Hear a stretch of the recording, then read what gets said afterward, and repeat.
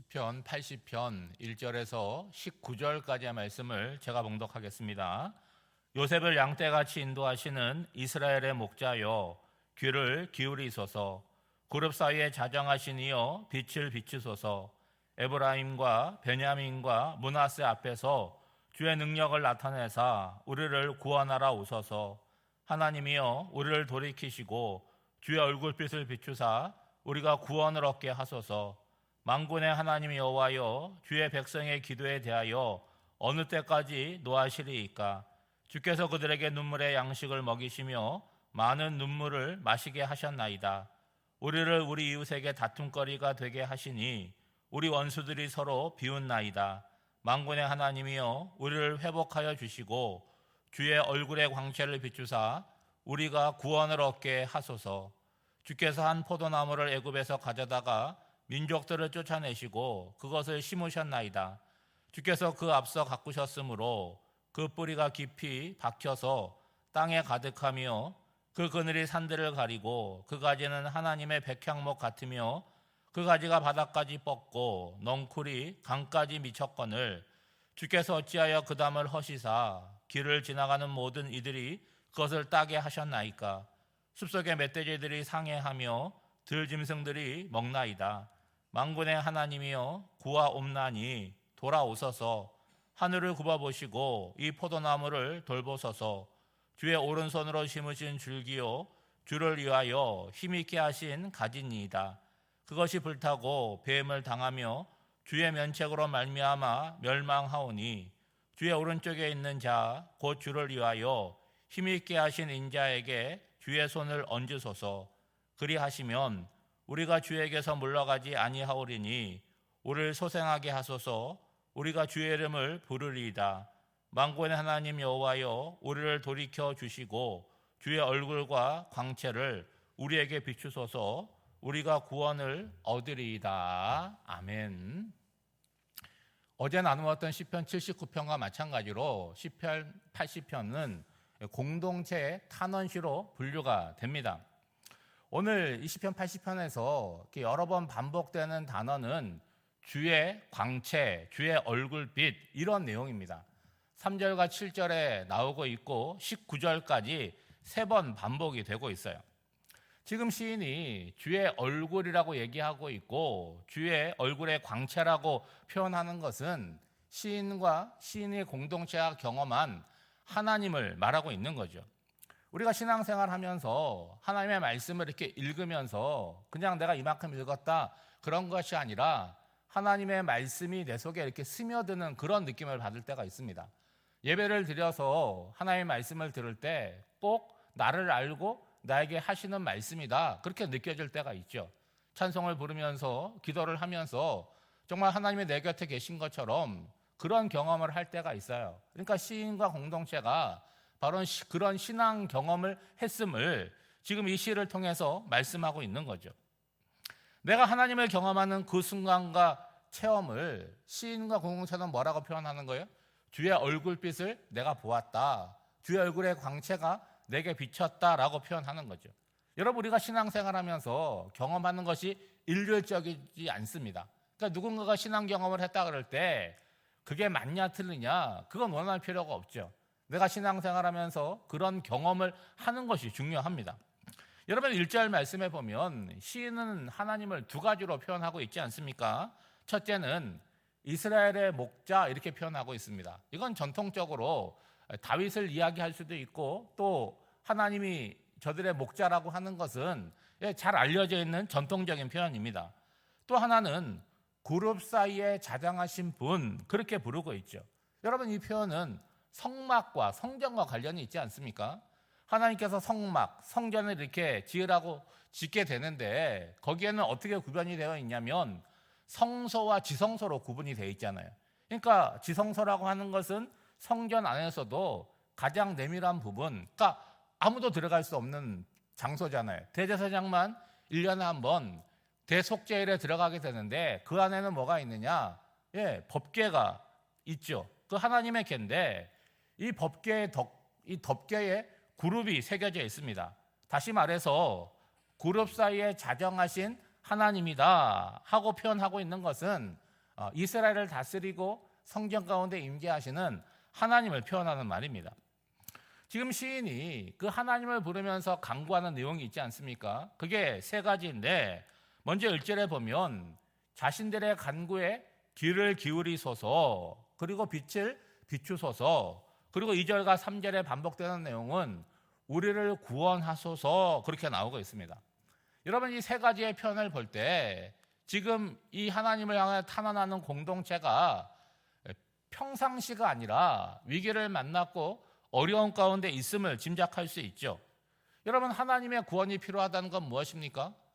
생명의 위협을 느끼고 있음을 이야기하는 거죠. 그리고 1절에 요셉이 등장하고 있고 2절에는 베냐민과 에브라임과 므낫세가 등장하고 있습니다. 여러분, 이들은 다 야곱의 자손들인데 이 1절과 2절에 등장하는 이 이름들의 공통점이 뭐겠습니까, 여러분? 바로 야곱이 가장 사랑했던 라헬의 후손이라는 거예요. 여러분, 요셉과 베냐민 11번째와 12번째 아들입니다. 그리고 요셉이 애굽에 팔려가서 낳은 아들이 바로 에브라임과 므낫세이죠.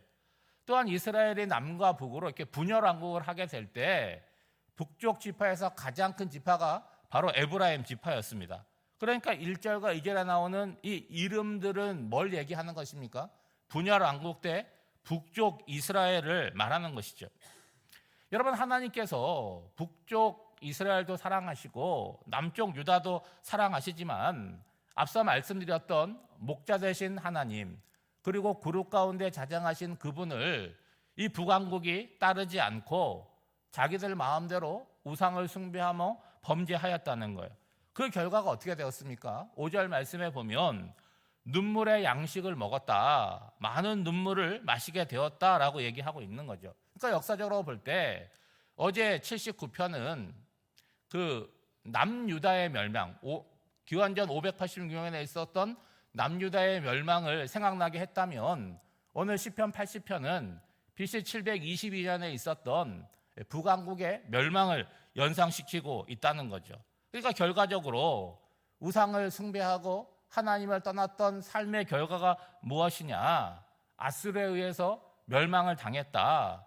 그리고 79편에도 나왔던 것처럼 그 하나님의 백성들이 이방 나라에 멸망을 하고 포로로 끌려가는 그 모습이 세상 사람들의 손가락질과 조롱이 되었고 비웃음이 되었다라는 이야기를 하는 거죠. 그런데 79편과 80편은 어떤 공통점이 있습니까? 멸망한 것에 끝나지 않았다는 거예요. 그런 상황 가운데서 절망의 상황에서 하나님을 생각하고 하나님 앞에 자신들의 공동체를 세웠다라는 데 의미가 있는 거죠. 여러분, 7절 말씀해 보면 만군의 하나님이여 우리를 회복하여 주시고 주의 얼굴의 광채를 비추사 우리가 구원을 얻게 하소서. 하나님께 회복과 구원을 구하고 있습니다. 그런데 엄밀하게 말하면 이건 어떤 다짐을 하는 거예요? 우리 공동체가 하나님 밖에 있었던 시선을 다시 모아서 하나님께 집중하겠습니다. 그 약속을 하는 거죠. 그리고 8절 이하를 보면 이스라엘 백성들을 포도나무에 비유를 합니다. 여러분, 8절에 보면 하나님께서 포도나무를 심으셨는데 이 포도나무는 본래 어디에 있었던 거라는 거예요? 애굽에 있었던 것인데 하나님께서 새로운 곳에서 옮겨 심었다는 거예요. 그리고 옮겨 심은 장소에 원래 있었던 자들을 다 쫓아냈다라고 얘기하고 있는데 뭐가 연상이 됩니까? 애굽 땅에서 구원하여서 가나안 땅으로 인도한 그 출애굽 사건을 이야기하는 거죠. 여러분, 그냥 옮겨 심는 것으로 끝난 것이 아닙니다. 사랑과 정성으로 돌봐 주셔서 그 옮겨 심은 곳에서 이 포도나무가 뿌리를 깊게 내리게 되었습니다. 그래서 풍성한 포도나무가 되어온 거죠. 그리고 영향력이 점점 확장되었음을 의미하는 것입니다. 그래서 10절과 11절에 보면 가나안 땅에 뿌리를 내어 내린 이스라엘 백성들의 영토가 어디까지 미쳤는지를 말하고 있죠. 서쪽으로는 바다까지 이르렀다는데 그 바다는 지중해를 얘기하는 것입니다. 그리고 북쪽으로는 강까지 이르렀다는데 그 강은 유프라테스 강을 얘기하는 거죠. 여러분, 언제 이렇게 된 거죠? 다윗 왕 때에 이런 넓은 땅을 차지하게 됩니다. 그러니까 결과적으로 말하면 이스라엘 백성들이 하나님과의 관계 가운데 복을 누리고 영토가 확장되기도 하지만 쪼그라들기도 하고 멸망하게 됨을 말하고 있는 거죠. 여러분, 시인이 영광스러웠던 그리고 가장 전성기였던 과거를 설명하는 이유가 뭡니까? 현재 당한 그 참남한 모습이 그것과 너무나 대조되기 때문인 거죠. 그러면 그 원인은 어디에 있는 것입니까? 하나님과 이스라엘 백성들이 언약을 했는데 원인이 하나님께 있는 것이 아니잖아요. 자신들에게 있는 거죠. 여러분, 12절 말씀해 보면 그렇게 아름답고 풍성하던 포도나무가 그 돌보던 보호자가 없어지니까 어떻게 되었습니까? 지나가는 사람들이 아무나 열매를 따먹었다는 것. 이방 나라의 침략을 이야기하는 거죠. 사람뿐만이 아닙니다. 멧돼지들까지 몰려와서 포도나무를 짓밟아 버리고 열매고 줄기고 잎사귀고 가릴 것 없이 다 뜯어 먹었다는 거예요. 여러분, 앞서 말씀드린 대로 어디에 문제가 있느냐? 하나님은 이스라엘을 인도하시는 목자고 그들을 돌보는 포도원직이신데 정작 그 돌봄과 사랑을 받는 이스라엘은 하나님께서 하나님을 향해 눈을 돌리고 우상을 숭배하고 하나님 백성의 삶을 저버렸다는 거예요. 그 결과 어떻게 되었느냐? 하나님께서 그 돌보던 손을 거두어 가셨다는 거예요. 그것을 오늘 본문은 울타리가 무너졌다라고 표현하고 있는 것이죠. 여러분, 탐스러운 포도나무로 잘 가꾸어 놓았는데 포도원직이 되신 하나님께서 손을 거두시니까 어떻게 되었습니까? 온갖 사람들과 짐승들의 표적이 되었다는 거예요. 그러니까 하나님께서 내 편이 되었다는 애굽에도 재앙을 내리시고 광야길을 인도하시고 가나안 땅에 심어지는 역사가 있었지만 하나님께서 손을 거두시고 관심을 거두시니까 어떻게 되었다는 거예요?